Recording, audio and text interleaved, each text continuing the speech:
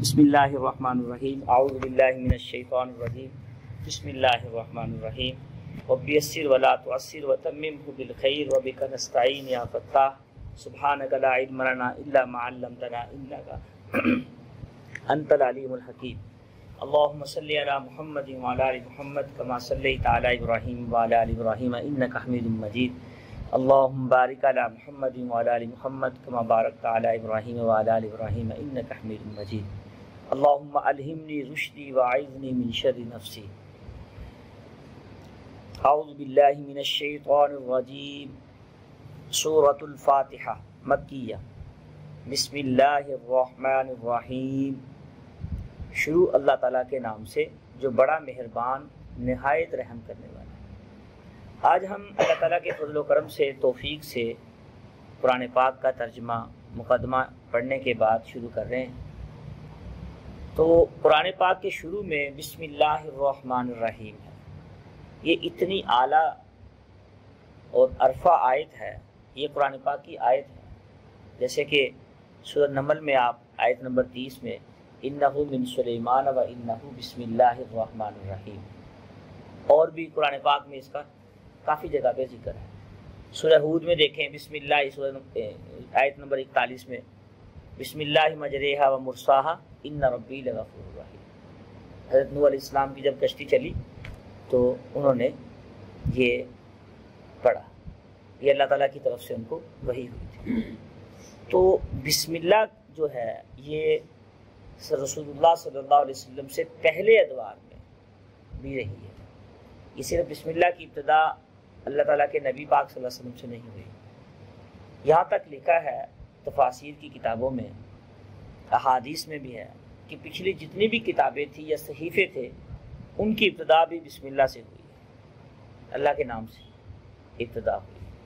تو اس کی بڑی فضیلت ہے۔ دو چیزیں ہیں، احادیث جب بھی شروع ہوتی ہیں، حدیث کی کوئی بھی کتاب شروع ہوتی ہے یا کوئی بھی فقہ کی کتاب شروع ہوتی ہے یا کوئی بھی علمی کتاب شروع ہوتی ہے جس میں اللہ اور اللہ کے رسول کا ذکر ہوتا ہے، تو اس کو انما الاعمال بالنیات سے شروع کیا جاتا ہے۔ دو چیزیں انسان کے اندر بہت قیمتی ہوتی ہیں۔ نمبر ایک نیت کا تعلق انسان کے دل کے ساتھ، زبان کے ساتھ نہیں ہے۔ نمبر دو بسم اللہ، اس کا زبان کے ساتھ تعلق ہے۔ انسان جب زبان دل سے نیت صاف کر لی، زبان سے اللہ کا نام لے لیا تو دل بھی پاک ہو گیا، نیت صاف کرنے کی وجہ سے، زبان سے اللہ تعالیٰ کا نام لینے کی وجہ سے زبان بھی پاک ہو گئی۔ جب یہ دونوں چیزیں، جو زبان بولتی ہے، دماغ انسان کا اس چیز کو سوچتا ہے، پھر وہ دل میں اترتا ہے۔ اگر دماغ قبول کرے تو وہ چیز دل میں اترتی ہے، دماغ قبول نہ کرے وہ دل میں نہیں اترتی۔ ہم رسول اللہ صلی اللہ علیہ وسلم کو نبی مانتے ہیں اور آخری نبی مانتے ہیں۔ ہم زبان سے بولتے ہیں، ہمارا دماغ قبول کرتا ہے ہاں ہمارے نبی آخری ہیں، پھر دل میں محبت پیدا ہوتی ہے۔ ایسے ہے نا؟ تو بسم اللہ کی ایسی فضیلت ہے، بسم اللہ سے پہلے کی جو چیز ہے وہ نیت ہے۔ بخاری شریف کی پہلی روایت انما الاعمال بالنیات وانما لامرئ ما نویٰ، یہ لمبی روایت ہے کہ رسول اللہ صلی اللہ علیہ وسلم نے فرمایا کہ تمام اعمال کا دار و مدار نیتوں پر ہے۔ اس میں تین چیزیں بیان کروں گا، ذرا توجہ رکھیے گا۔ ایک ہے آپ درس سننے کے لیے آئے کہ جی فلاں صاحب مجھ سے ناراض نہ ہو جائے، یہ میری نوکری کا مسئلہ ہے۔ ایک کسی کی ناراضگی سے بچنے کے لیے درس میں آ گئے، اس کو درس پہ صرف قیاس نہ کریں۔ انسان نماز پڑھنے کے لیے آتا ہے یا کوئی بھی نیکی کام کرنے کے لیے آتا ہے، یار مجھ سے کوئی ناراض نہ ہو جائے، لوگ کیا کہیں گے، لوگوں کی باتوں سے بچنے کے لیے کہتا ہے چلو یار لوگ کہیں گے نماز ہی نہیں پڑھتا ہے، یا ماں باپ ناراض ہوں گے تو نماز پڑھنا شروع کر دیں۔ یہ عبادت کا ایک درجہ اور طریقہ ہے انسان کی، اس میں نیت، انسان کا عمل کسی کے ناراضگی کے خوف سے وہ چیز وہ عبادت کرتا ہے، نمبر ایک۔ نمبر دو اپنے فائدے کے لیے، یار میں نماز پڑھتا ہوں میرا فلاں فائدہ ہو جائے گا، میرا کاروبار چل جائے گا، میری پریشانیاں ٹھیک ہو جائیں گی، یار میں اللہ تعالیٰ کا نام لیتا ہوں تو میرا یہ کام ہو جائے گا۔ یہ دو درجے ہیں، ایک کسی کے خوف سے بچنے کے لیے، نمبر دو اپنے فائدے کے لیے۔ یہ دونوں نفس کی چیزیں ہیں، یہ اللہ تعالیٰ کے قرب کے ذریعے نہیں ہیں، یہ اس کا مطلب یہ نہیں کہ یہ قبول نہیں ہو رہے، سجدہ تو رب کو ہی کر رہے ہیں نا، قبول ہوں گے۔ پہلی صورت میں اللہ تعالیٰ کی عبادت کی، اللہ تعالیٰ نے اس میں برکت ڈال دی تو آپ کو اس کی ناراضگی نہیں ملے گی۔ دوسری صورت جتنی بڑی نیت رکھیں گے اتنا فائدہ ہوگا۔ دوسری صورت میں اپنے فائدے کے لیے، اپنے کاروبار چلانے کے لیے یا بیوی بچوں کی رضامندی کے لیے، کسی کی بیوی ناراض ہو کے چلے گئی تو وہ وظیفے کرنے شروع کر دیتا، لمبے چوڑے قرآن پڑھنا شروع کر دے گا، یا کوئی نہ کوئی لالچ میں آ کے اللہ کی عبادت کرے گا۔ مقصد یہ ہے میری بات سمجھانے کا۔ یا کسی کی دکان بند ہوگی، کاروبار نہیں چل رہا، تو کسی نے کہا یار یہ نام لو اللہ کا، یہ وظیفہ کرو، یہ کرو، تو وہ اس چکر میں پڑھ کے اللہ کا نام لینا شروع کر دیتا ہے۔ تو اس میں کرے گا تو اس کو یہ فائدہ ہو جائے گا کیونکہ وہ بڑا قدردان ہے۔ لیکن یہ دونوں درجے معنی نہیں رکھتے، قرب الہی کا معنی نہیں ہے یہ، اور یہ مقصود بھی نہیں ہے۔ دونوں یہ نفس کی پرورش کر رہے ہیں۔ پہلی صورت میں بھی نفس پال رہے ہیں، دوسری صورت میں بھی نفس کو پال رہے ہیں، اور تیسری صورت جو ہے یار میں اپنے اللہ کے لیے اللہ کو سجدہ کروں، اپنے رب کے لیے رب کی عبادت کروں، کوئی مجھے کسی سے ناراضگی سے یا میرے کاروبار سے مجھے فرق نہیں پڑے گا، میں اس کے لیے کروں۔ یہ مولا علی قاری رحمہ اللہ نے جو بخاری شریف کی شرح ہے، تو اس میں آپ دیکھیں شروع میں ہی احادیث میں نیت پہ اتنا زور دیا گیا ہے، اتنا زور دیا گیا ہے کہ اگر آپ چھوٹے سے چھوٹا کام صحیح نیت سے کر رہے ہیں تو بڑے سے بڑے کام سے بہتر ہے یہ، اور اگر آپ بڑے سے بڑا کام غلط نیت سے کر رہے ہیں تو چھوٹے کام سے بھی برا ہے۔ تو میرے دوستو، تیسری بات جو ہے، ہمارا مقصد یہاں پہ اس بات پہ زور دینا ہے، ساری زندگی ایک بات پلے باندھ لیں کہ ہم نے کوئی بھی کام کرنا ہے، کوئی بھی بات کرنی ہے، کوئی بھی چیز سوچنی ہے، کوئی بھی عمل کرنا ہے تو اپنے لیے یا دوسروں کے لیے نہیں بلکہ اپنے رب کے لیے کرنا ہے۔ جس کے لیے کرنا ہے پھر دیکھیں وہ باقی معاملات تو بہت نیچے رہ جاتے ہیں، یہ دونوں ٹھیک ہو جائیں گے، لوگ بھی راضی، مقصود بھی نہیں، اور اپنے بھی فائدے ہو گئے۔ انسان دکان مکان کے لیے کر رہا تھا تو دکان مکان سے ہٹ کے اس کے تو سارے کام ہو گئے۔ تو کام باندھ کے، کام کو متعین کر کے رب کی عبادت کرنا، پھر وہ اتنا ہی ملے گا جتنا مانگ رہے ہیں۔ اگر سارا کچھ اللہ کے سپرد کر کے کریں گے، چھوڑ کے کریں گے یار میں تو اللہ کے لیے کر رہا ہوں، تو اس کا درجہ قرب الہی ہے، اور مقصود اللہ تعالیٰ کا قرب ہے، رسول اللہ صلی اللہ علیہ وسلم کا قرب ہے۔ صحابہ اکرام نے، بخاری شریف کی روایت ہے، رسول اللہ صلی اللہ علیہ وسلم سے ایک صحابی کہنے لگے یا رسول اللہ مجھے آپ سے بہت محبت ہے، پیار ہے، میں جنت میں بھی آپ کا پڑوس چاہتا ہوں، آپ کا قرب چاہتا ہوں۔ تو اللہ کے نبی نے بھی قرب مانگا، تو رسول اللہ صلی اللہ علیہ وسلم نے فرمایا کہ بھائی اگر آپ میرا قرب چاہتے ہیں تو نوافل کا اہتمام کریں، فرائض کا نہیں، فرائض تو ہیں ہی ذمہ، اضافی چیزوں کا اہتمام کریں۔ اس پہ میں انشاءاللہ کبھی تفصیل سے درس دوں گا کہ نوافل کی کیا اہمیت ہے، سنتوں کی کیا اہمیت ہے، بعض لوگ سنتیں پڑھتے ہیں نہیں پڑھتے، یہ الگ سے ٹاپک ہو جائے گا، اس پہ ہم بات بعد میں کریں گے انشاءاللہ اپنے وقت پہ۔ میں جس چیز پہ زور دے رہا ہوں میرے دوستو، درس سے یا کوئی بھی کام ہو، قرآن کی تلاوت کر رہے ہیں، نماز پڑھ رہے ہیں، صدقہ خیرات کر رہے ہیں، کوئی نیکی کسی کے ساتھ کر رہے ہیں، کسی بیوہ کی خدمت کر رہے ہیں،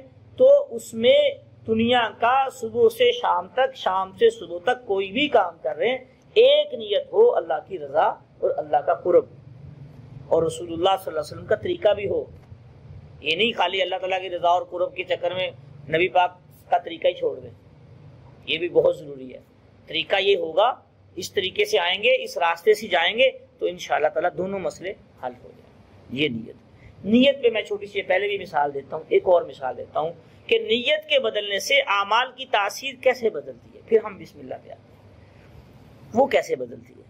ایک مثال کہ اگر آپ ایک نیت کر کے، ایک بندہ ہے مثال کے طور پر، وہ 2 فرض پڑھتا ہے، 5 منٹ لگاتا ہے 2 فرض پڑھنے میں، 5 منٹ لگاتا ہے۔ اب اس بندے نے سورۃ الفلق اور ناس پڑھی، نیت اس نے فرضوں کی کر لی، فجر کے فرض پڑھ لی، ایسا ہی ہے، 2 سجدے کیے، سارا کچھ اس نے 2 فرض پڑھ لی۔ دوسرا بندہ ہے وہ 2 سنتیں پڑھتا ہے، فلق اور ناس صورتیں بھی وہی پڑھتا ہے، ٹائم بھی اتنا ہی لگاتا ہے، سجدے بھی اتنے ہی کرتا ہے، رکوع بھی اتنا ہی کرتا ہے۔ تو اب یہ دوسرا بندہ، اور تیسرا بندہ جو نفل پڑھتا ہے 2، اب تینوں نے ٹائم بھی اتنا لگایا، صورتیں بھی اتنی ہی پڑھی، سجدے بھی اتنے کیے، رکوع بھی اتنے کیے، صرف نیت تینوں نے بدلی ہے۔ اب شریعت کیا کہتی ہے کہ فرض پڑھنے والا سنت پڑھنے والے کے برابر ہو سکتا ہے؟ کبھی بھی نہیں ہو سکتا. اور نوافل پڑھنے والا سنتوں پڑھنے والوں کو برابر ہو سکتا ہے؟ نہیں ہو سکتا. فرض کا الگ درجہ ہے، سنت کا الگ درجہ ہے، نوافل کا الگ درجہ ہے. اب ان تین بندوں نے صرف نیت بدلی، اندر بدلا ہے، عمل نہیں بدلا، عمل وہی کیا ہے. تو دیکھیں قرب میں کتنا فرق آ گیا، ثواب میں کتنا فرق آ گیا. تو میرے دوستو، میرے بھائیوں، جب بھی کوئی کام کریں ہم تو سب سے پہلے اپنے اندر کو دیکھیں کہ میں کس لیے کر رہا ہوں.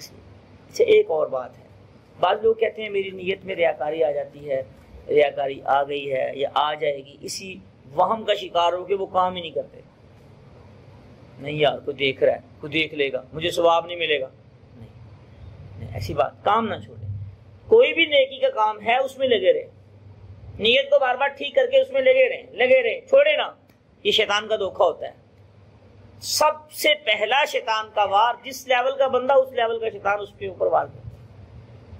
وہ عمل تو کر رہے ہیں نا، آج کا عمل کل کا انشاءاللہ قرب کا ذریعہ بن جائے گا. عمل میں لگے رہے. اور جو آپ کو اس وقت تنگی ہو رہی ہے، دل کو پریشانی ہو رہی ہے، کہیں کوئی دیکھ نہ لے، ریاکاری نہ ہو جائے، کہیں ایسا نہ ہو میرا عمل قبول نہ ہو، تو یہ تنگی اور پریشانی قرب الہی کا ذریعہ یہی بن جاتی ہے. یہ میری بات سمجھ آ گئی؟ یہ جو پریشانی ہو رہی ہے نا، کوئی دیکھ نہ لے، ریاکاری نہ آ جائے، کہیں یہ نہ ہو، قبول نہ ہو، تو یہ پریشانی اللہ کے قرب کا ذریعہ کہ میرے لیے یہ میری طرف کھینچ ہو رہا ہے، کشش اس کی طرف جا رہی ہے. تو یہ بسم اللہ الرحمن الرحیم کی بڑی فضیلت ہے. کوئی بھی کام کرے، رسول اللہ صلی اللہ علیہ وسلم نے فرمایا کل امر ذی بال لم یبدأ بسم اللہ فہو ابتر. کوئی بھی کام سنت کے مطابق جو بسم اللہ سے کیا جائے اس میں برکت ہو جاتی ہے. اور اگر کوئی کام بسم اللہ کے بغیر کیا جائے تو وہ دم کٹا ادھورا کام رہ جاتا ہے. تو میرے دوستو، کھانا کھانا ہے بسم اللہ پڑھنی ہے. آپ نے کھانا کھا لیا بھی الحمدللہ پڑھنا ہے. بعض لوگ جو ہے کوئی بھی کام کرے بس یہ ذہن میں رکھیں کہ ہم بسم اللہ پڑھیں، اس کی برکت ذہن میں رکھیں. دکان کھول رہے ہیں بسم اللہ الرحمن، آفس کھول رہے ہیں بسم اللہ الرحمن. اس میں انسان کے گمنڈ پہ انسان نہیں جاتا. جس چیز کو اللہ کے نام سے رکھا جائے، اللہ کے نام سے جس چیز کو سنبھالا جائے تو اللہ تعالیٰ کے نام سے، اس میں اللہ تعالیٰ کے نام کی اہمیت سامنے ہو.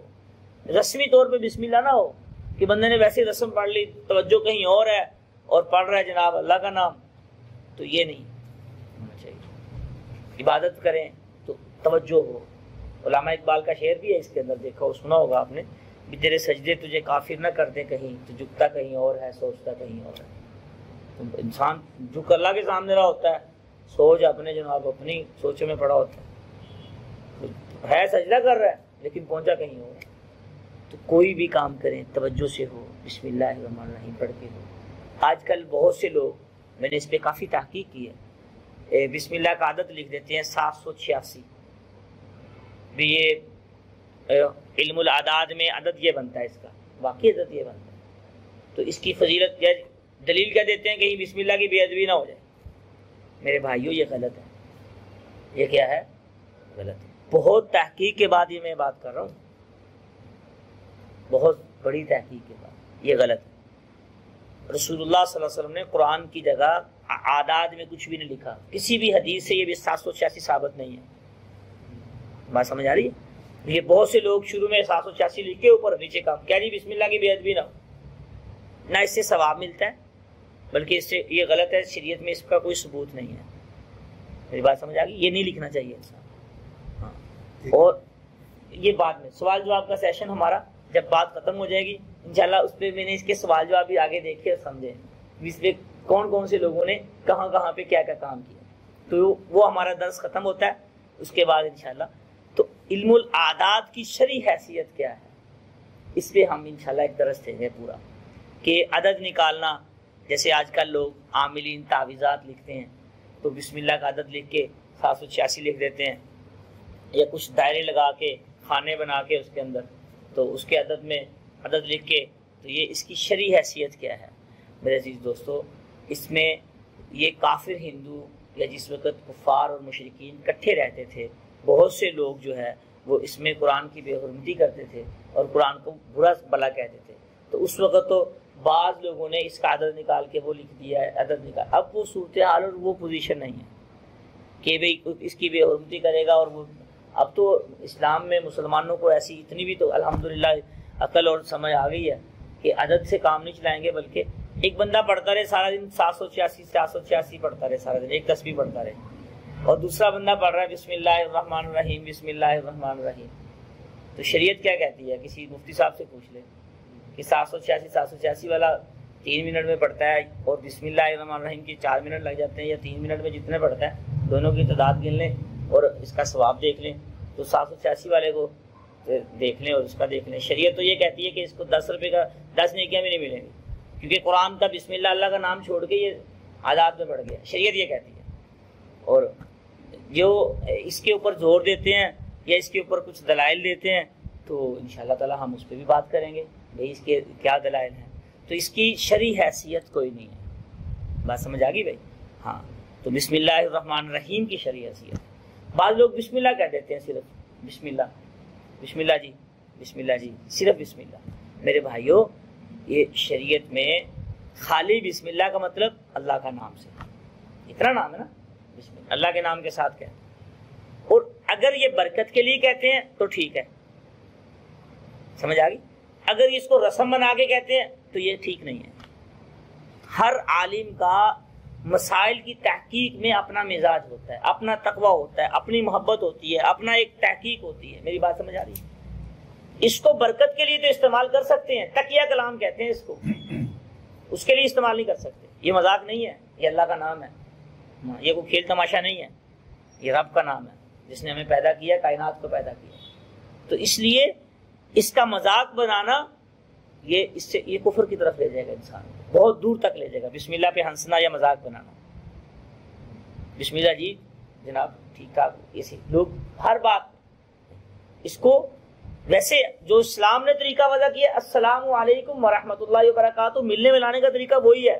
نئے طریقے نا پنجابی میں گڑے جائے، نئے طریقے نہ نکالے. اور اگر کوئی بندہ دکان کھول رہا ہے بسم اللہ پڑھ رہا ہے صرف، اس کی برکت بھی ہے، اس کی برکت. اور اگر کوئی اسی طریقے سے مشکات شریف کی روایت ہے، صحابہ اکرام نے مشکات شریف صفحہ نمبر 158 احادیث میں ایک باب بندہ ہے، باب ما یجب فیہ الزکات. صحابہ اکرام جب بھی کسی کام کے لیے، کسی عمل کے لیے کسی صحابی کو بھیجتے تھے تو بسم اللہ الرحمن الرحیم لکھتے تھے. جب بھی کوئی خط لکھیں، جیسے صلح حدیبیہ کے موقع پہ سہیل بن عمر نے جو خط لکھا تو انہوں نے انکار کیا، میں بسم اللہ سے نہیں لکھوں گا صلح حدیبیہ کے موقع پہ. تو اسی طریقے سے جب کوئی خط لکھیں، کوئی میسج لکھیں، کوئی بات کریں تو بسم اللہ الرحمن الرحیم شروع میں پڑھ لیجیے. اب ایک مسئلہ اور بڑا ہمارے پاکستان میں بالخصوص باہر بھی ہوگا، بسم اللہ اونچی آواز سے پڑھنی چاہیے یا منہ میں پڑھنی چاہیے؟ بھائی بسم اللہ تو بسم اللہ یہ چاہے اونچی آواز سے پڑھ لیں چاہے آہستہ آواز سے پڑھیں، اس چکر میں نہ پڑھیں، پڑھیں صحیح، پڑھیں صحیح. بس بعض لوگ اونچی آواز سے پڑھتے ہیں، ابو داؤد شریف کی روایت ہے اس میں اونچی آواز سے بھی پڑھ سکتا ہے انسان، سمجھ آ گئی. بعض آہستہ آواز سے پڑھتے ہیں، کوئی مسئلہ نہیں ہے. تو چاہے اونچی آواز سے پڑھے، چاہے اس سے کوئی فرق نہیں پڑتا، اور چاہے آہستہ آواز سے پڑھے. صرف فرق پڑتا ہے انسان کی نیت پہ اور انسان کی توجہ سے فرق پڑتا ہے. جتنے یقین سے اللہ کا نام لیں گے اتنا فائدہ ہوگا، جتنے یقین کے ساتھ عبادت کریں گے اتنا فائدہ ہوگا. یقین کی بقدر وہاں تو ملتا ہے، وہاں سے تو یقین کی بقدر ملتا ہے. ورنہ ساری زندگی ہوگی ہمیں نمازیں پڑھتے ہوئے، جہاں کے تھے وہیں کھڑے ہیں، وہ ساری نہیں کرتے، صبح سے شام تک کام کرتے ہیں. ہمارے کام جہاں سے جو کام جہاں تھا، ہمیں عبادت ہی نہیں ابھی تک کرنی ہے اللہ تعالیٰ کی، ہمیں اللہ سے مانگنے ہی نہیں آیا، اللہ تعالیٰ سے وہ تعلق ہی نہیں پیدا ہوا ہمارا. اتنا تعلق تو ہو جانا چاہیے تھا نا. کہ اب دیکھیں مسلمان کہاں پہ کہاں تک چلے گئے ہیں. اس وقت سارا کچھ، ساری دنیا کہہ رہی ہے کہ جی کافر ترقی یافتہ ممالک ہیں، ان کے گیت گا رہے ہیں. وجہ کیا ہے اس کی؟ مسلمان ہی نہیں بنا اصل میں صحیح، یہ دعوے پہ کھڑا ہے بیچارہ. لیکن شکر ہے اللہ تعالیٰ کا، اس کو یہ اللہ تعالیٰ کو اور اللہ کے رسول پہ ایمان تو رکھتا ہے، یہ بڑی نعمت ہے یہ بھی. اس لیے نا امید اور مایوس بھی نہیں ہو جانا. تو کوئی بھی کام کریں بسم اللہ الرحمن الرحیم. الرحمن الرحیم پہ ہم انشاءاللہ کل بات کریں گے کہ رحمان اور رحیم میں کیا فرق ہے، اس کی خصوصیات کیا ہیں. اور لفظ اللہ پہ تحقیق کریں گے انشاءاللہ کل کہ لفظ اللہ کہنا، اس طرح رب کہنا، اسی طرح جو مختلف زبانوں میں اللہ تعالیٰ کا نام لیا جاتا ہے اس پہ ہم بات کریں گے انشاءاللہ۔ اللہ جو کچھ کہا سنا ہے اللہ تعالیٰ اس پہ عمل کرنے کی سمجھنے کی توفیق عطا فرمائے۔ سبحان اللہ بحمدہ سبحانک اللہم وبحمدک نشہد ان لا الہ الا انت نستغفرک ونتوب الیک۔ میرا ایک مزاج ہے شروع سے، میں جتنا درس دیتا ہوں اس میں اس کا خلاصہ بعد میں ضرور بیان کرتا ہوں تاکہ ساری بات کا کنکلوژن ہو جائے، پتہ چل جائے بھی کیا بات ہے۔ بھائی آج کے درس میں ہم نے یہ بیان کیا ہے کہ سب سے پہلے نیت انسان کی ٹھیک ہو۔ پھر نیت پہ میں نے دو مثالیں دی ہیں۔ انسان کسی کے لیے کرتا ہے کام، نام رب کا لیتا ہے، یا اپنے فائدے کے لیے کرتا ہے، نام رب کا لیتا ہے، اور تیسری چیز رب کے لیے کرتا ہے تو فائدہ اسی میں جو اللہ تعالیٰ کے لیے۔ دوسری میں نے مثال دی تھی درس میں کہ بھائی ایک مثال دے کے سمجھایا تھا صرف سمجھانے کے لیے۔ ایک بندہ نوافل پڑھتا ہے، سنتیں پڑھتا ہے، فرض پڑھتا ہے، اس میں دیکھیں کتنا فرق آتا ہے۔ اور تیسری چیز جو بیان کی تھی درس میں کہ 786 میں بھی تھوڑی سی ہم نے بات کی ہے، یہ جو لوگ عدد لکھتے ہیں، علم العداد کی شرعی حیثیت کیا ہے، اس پہ ہم مستقل بات کریں گے انشاءاللہ تعالیٰ، اور مستقل اس پہ 2-3 درس دیں گے علم العداد پہ۔ محدثین نے کیا لکھا ہے، علامہ ابن شامی رحمۃ اللہ نے، میں یہاں درس کے اندر ریکارڈ چھوٹی سی بات کر دیتا ہوں، اس کو مکروہ لکھا ہے، فاسقوں اور فاجروں کا علم لکھا ہے، یہ علم ٹھیک نہیں ہے۔ اور باقی محدثین نے بھی کچھ باتیں کی ہیں، وہ انشاءاللہ اس پہ بات الگ سے کریں گے ہم کہ یہ کیسا ہے۔ اور یہ عدد کی حد تک ہے، اس پہ ایمان رکھنا پھر انسان کے اوپر واجب اور فرض نہیں ہے، یہ انسانوں کا بنایا ہوا علم، یہ رب کی کوئی وحی نہیں ہے، یہ علم العداد کی نبی اکرم صلی اللہ علیہ وسلم کا کوئی وحی کا علم نہیں ہے۔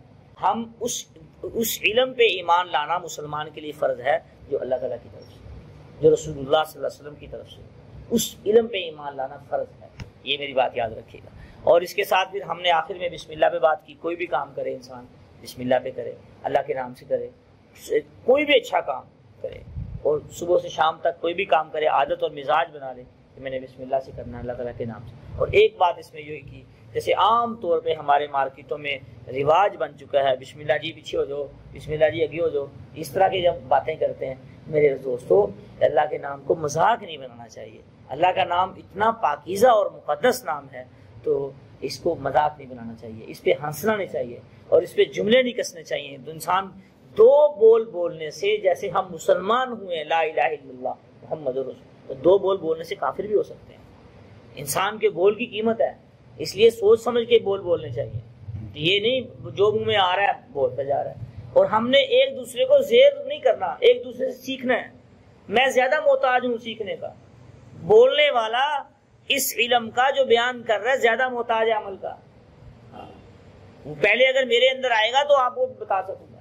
میں سنانے کی نیت سے میں نے کبھی درس کا مطالعہ نہیں کیا کہ میں نے ان کو سنانا نہیں۔ اگر میں سنانے کی نیت سے کروں فائدہ کس کو ہوگا؟ آپ کو فائدہ ہوگا، مجھے کیا فائدہ ہوگا؟ پھر تو اتنا ٹائم لگانے کا کیا فائدہ، اتنا لمبا سفر کرنے کا کیا فائدہ؟ نہیں، سیکھنے کی نیت سے ہم نے کرنا، اور ایک دوسرے کو سیکھنا ہے، سمجھنا ہے۔ جو بات سمجھ نہ آئے کوئی بات نہیں، دوبارہ سیکھ لیں گے، کھلا دماغ رکھ کے کرنا۔ یہ جو میں باتیں کر رہا ہوں، میں ہر درس میں کوشش کروں گا یہ بات کہوں گا، یہ کوئی میں کوئی حدیث سے، یہ میری ہر بات یہ نہیں ہے کہ اس کو ضرور لیں آپ، میں خود کہہ رہا ہوں، میری ہر بات کو نہ لیں بھائی، میں خود کہہ رہا ہوں، جو بات میں قرآن و سنت کے مطابق کروں اس کو لیں، اگر میری بات کوئی قرآن و سنت سے ہٹ جائے اس کو چھوڑ دیں، اور معاشرے کے مطابق جو حالات چل رہے ہیں تو اس کے مطابق ہم بات کریں۔ سبحان اللہ بحمدہ سبحانک اللہم وبحمدک نشہد ان لا الہ الا انت نستغفرک ونتوب الیک۔ سبحان ربک رب العزۃ عما یصفون وسلام علی المرسلین والحمد للہ رب العالمین، وآخر دعوانا الحمد للہ رب العالمین۔